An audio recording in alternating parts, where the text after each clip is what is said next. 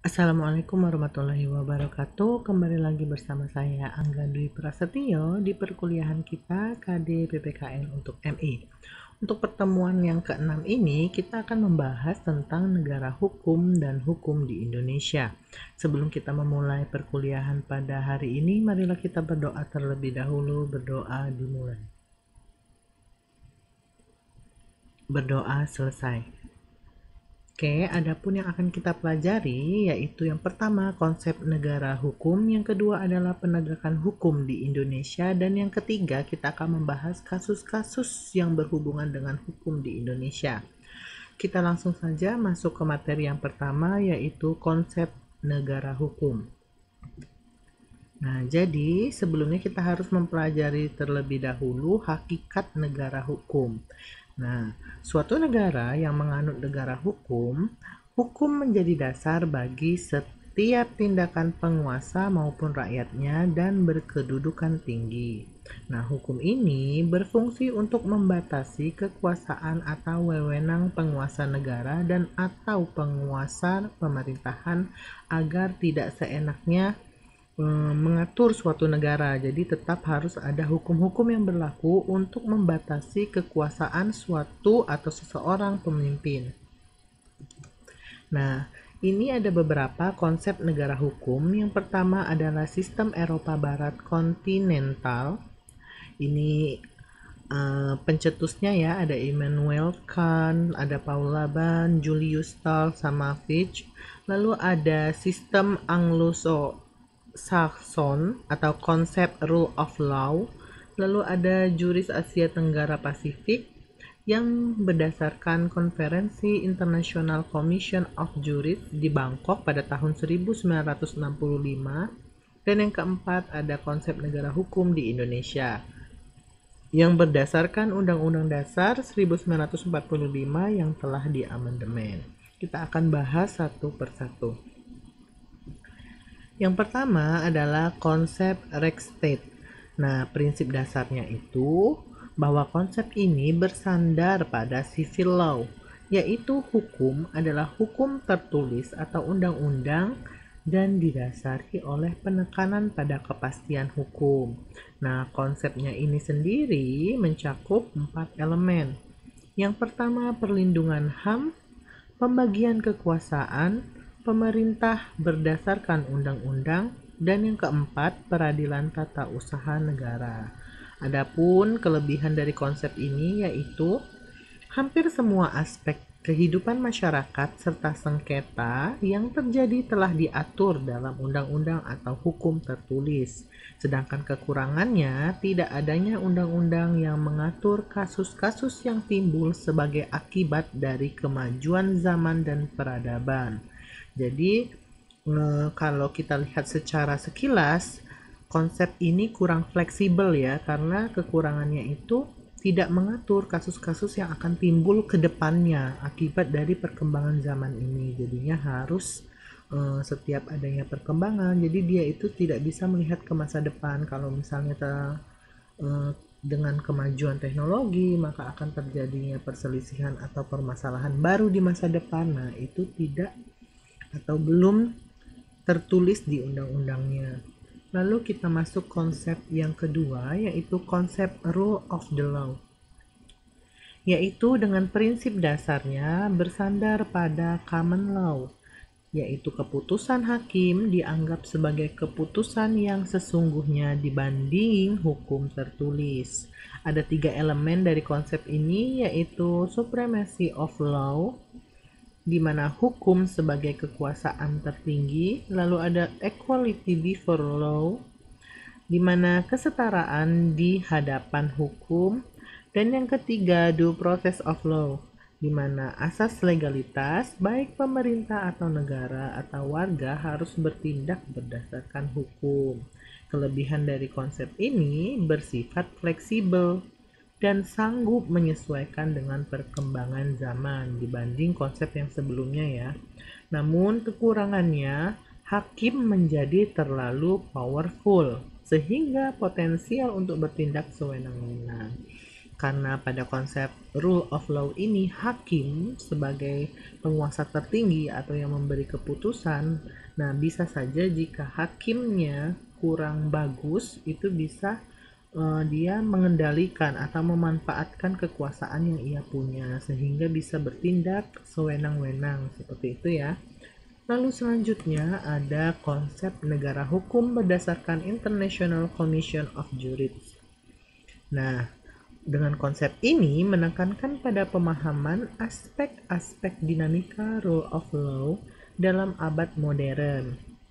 Konsep ini mengemukakan bahwa ada 6 syarat untuk terselenggaranya rule of law, yaitu yang pertama, perlindungan konstitusional. Yang kedua, ada peradilan atau badan kehakiman yang bebas dan tidak memihak.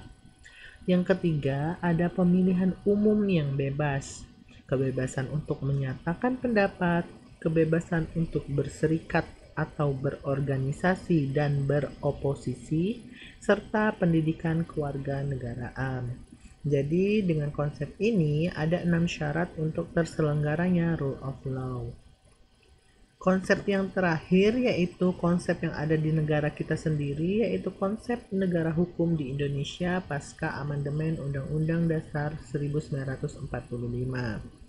Nah, konsep ini sejalan dengan konsep negara hukum Rechtsstaat dan rule of law dengan adanya tambahan atau ciri khusus. Yang pertama, perlindungan terhadap segenap bangsa Indonesia dan seluruh tumpah darah Indonesia. Yang kedua, pemajuan kesejahteraan umum, pencerdasan kehidupan bangsa, dan keikutsertaan dalam memelihara ketertiban dunia yang berdasarkan kemerdekaan, perdamaian abadi, dan keadilan sosial. Jadi, 4 ciri khusus ini tertuang pada pembukaan Undang-Undang Dasar 1945. Dan konsep ini dipengaruhi oleh Pancasila sebagai kumpulan nilai dasar bangsa Indonesia. Baik, selanjutnya kita masuk ke penegakan hukum di Indonesia.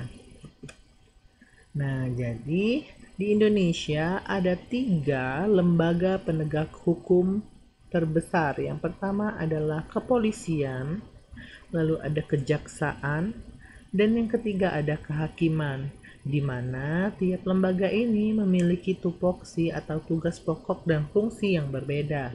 Kalau kepolisian yaitu untuk perlindungan masyarakat, penegakan hukum, pencegahan pelanggaran hukum, dan pembinaan keamanan dan ketertiban masyarakat.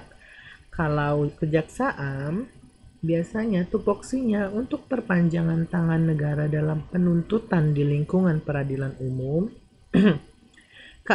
kendali atas proses perkara atau dominus litis, dan melaksanakan putusan pidana atau eksekutif abtenar. Sedangkan lembaga kehakiman fungsinya untuk menyelenggarakan peradilan guna menegakkan hukum dan keadilan serta memutuskan perkara sesuai peraturan perundang-undangan yang berlaku. Jadi nanti kalau ada soal sebutkan 3 lembaga penegak hukum di Indonesia, silahkan kalian jawab ya, kepolisian, kejaksaan, dan kehakiman. Selanjutnya ada sumber hukum di Indonesia. Jadi sumber hukum di Indonesia itu terbagi 2, yaitu hukum tidak tertulis dan hukum tertulis sesuai dengan Undang-Undang Nomor 12 Tahun 2011. Nah, apa saja hukum yang tidak tertulis itu? Hukum yang tidak tertulis itu ada hukum kebiasaan atau adat istiadat. Yang kedua ada perjanjian atau kontrak. Yang ketiga ada doktrin atau pendapat ahli. Bisa pendapat, bisa ajaran dari para pakar hukum. Yang keempat ada jurisprudensi, yaitu putusan pengadilan dengan kekuatan hukum tetap, kemudian diikuti oleh hakim lain. Dan yang kelima itu ada traktat atau perjanjian internasional. Nah, hukum-hukum ini tidak tertulis secara khusus, jadi dia ini sifatnya tidak tertulis tapi tetap memiliki efek atau memiliki power di Indonesia. Nah, sedangkan hukum tertulis menurut Undang-Undang Nomor 12 Tahun 2011 itu ada Undang-Undang Dasar, ada ketetapan MPR atau TAP MPR, ada peraturan pemerintah pengganti undang-undang atau Perpu, lalu ada peraturan pemerintah, ada Kepres, keputusan presiden, dan peraturan daerah. Selanjutnya kita masuk ke peradilan. Di sini di Indonesia ada 4 macam peradilan. Yang pertama ada peradilan agama, peradilan militer, peradilan tata usaha negara, dan peradilan umum. Yang terakhir adalah kasus-kasus yang berkaitan dengan hukum. Jadi di Indonesia itu kasus-kasus yang berkaitan dengan hukum itu terbagi menjadi dua ya. Ada hukum pidana dan hukum perdata. Apa itu hukum pidana? Hukum pidana yaitu hukum yang berkaitan dengan tindak kriminal atau kejahatan. Sedangkan hukum perdata berkaitan dengan hukum private material, kepentingan-kepentingan seseorang, contohnya hukum keluarga, hukum kekayaan, dan hukum waris. Oke, itulah tadi pembahasan kita tentang negara hukum dan hukum yang ada di Indonesia.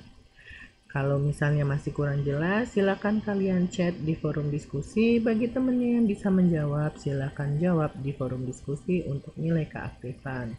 Oke, itu saja perkuliahan kita hari ini. Lebih dan kurangnya saya mohon maaf. Wassalamualaikum warahmatullahi wabarakatuh.